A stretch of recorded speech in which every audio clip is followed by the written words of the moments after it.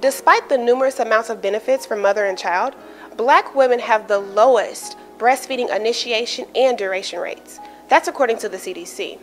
Better Black News will be speaking with local Black lactation professionals to find out what is going on in our community.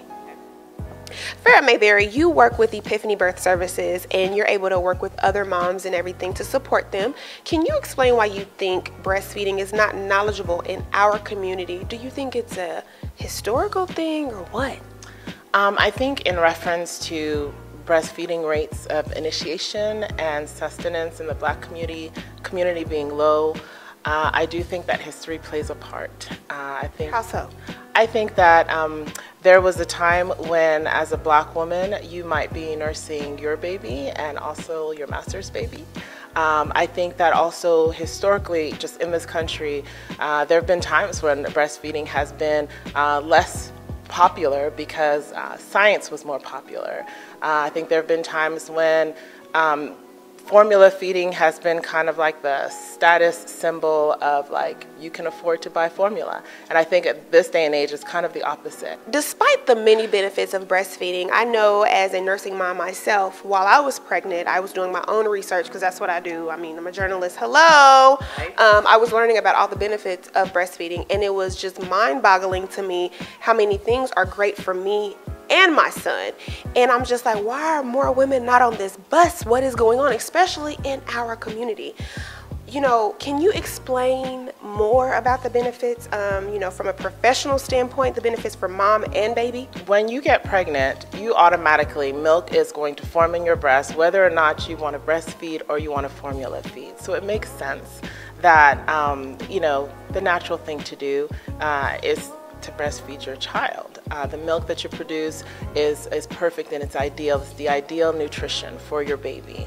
The milk also helps to protect your baby from different types of illnesses and diseases, things like diabetes, even viruses and colds. The saliva, your baby communicates with your body through his or her saliva so that your milk can change. Your breast milk changes on a daily basis. Formula does not. For the mom, it also has benefits. It helps with the process of uterus contracting after baby is born. It also helps moms with depression, with postpartum depression. It's just a very unique bond that you have with this baby. It also helps to reduce risks of diseases in moms as well in terms of breast cancer and ovarian cancer. So the list of benefits is way longer. Let's talk a little bit about formula from a history standpoint. Throughout history, if a woman was unable to produce milk for her child, or if their mother died leaving an orphan needing to be fed, the child was supplied with a wet nurse. That is, a woman who breastfeeds another woman's child. Wet nursing was a common practice before the introduction of the actual feeding bottle and formula. If a wet nurse could not be found, a child was subject to starvation and malnutrition, being fed animal's milk through dry nursing. Lack of human milk literally meant life or death to infants up to the early 1800s. As early as 1846, scientists and nutritionists made the medical problems and infant mortality associated with dry nursing a priority and set to work coming up with the world's first baby formula. This news story is not meant to demonize formula, but to just properly inform. We are fortunate to live in a day and age where babies are no longer dying of malnutrition and starvation if their mothers can't breastfeed. As an emergency measure, formula is and always will be literal lifesaver in the absence of other options. But exclusive formula feeding does have its serious flaws as a sole source of nutrition. And, as I hope this news story will illustrate, formula was never intended to be eaten as an everyday infant food, except in extreme emergencies. Babies need the live food of human breast milk. Breast milk contains living cells, hormones, active enzymes, antibodies, and at least 400 other unique components.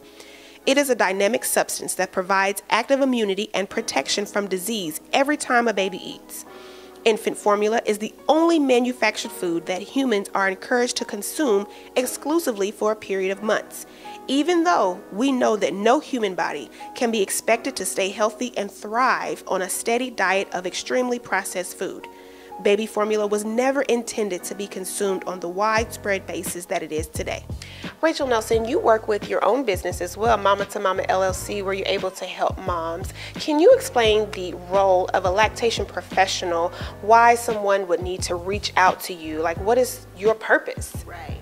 Yes, as a lactation professional, the way I see it is you wouldn't go to the dentist for a stomach ache, right? You would go to the doctor. And so as a person in the lactation field, if a mom has issues dealing with lactation, it's important that she has a support system around her that understands what exactly she's trying to say or what exactly she may be going through.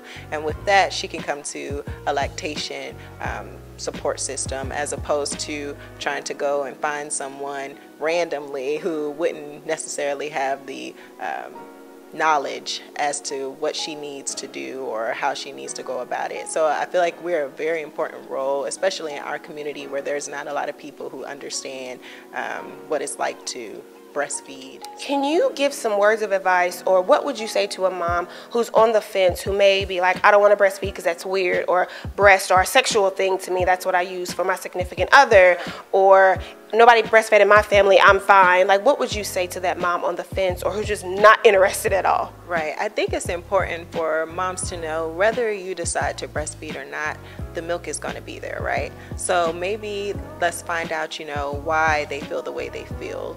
Is there something that people around them were saying? Because as you said, it's not common in our community as Black people. I myself was one of all of my cousins, the only one to be nursed by my mom, who was a sibling of 7.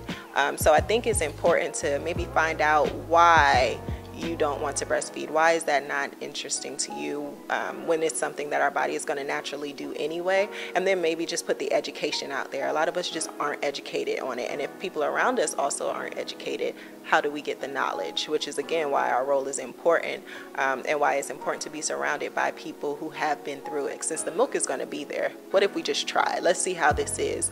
And after explaining the benefits and everything, there's a lot of times a mom will be willing to just try initially. And it's free. It's free. It's free. Yes, that's the favorite part. What? And you can be, there's no bottles. You can be lazy.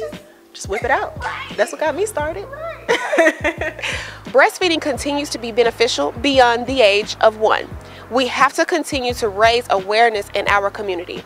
For more information on breastfeeding, you can reach either Farah or Rachel with their information at the bottom of the screen. I'm Jillian Whitaker reporting for Better Black News, reminding you to be better. It's okay. Don't trip. Don't trip. It's okay. All right, do it again. Okay, benefit.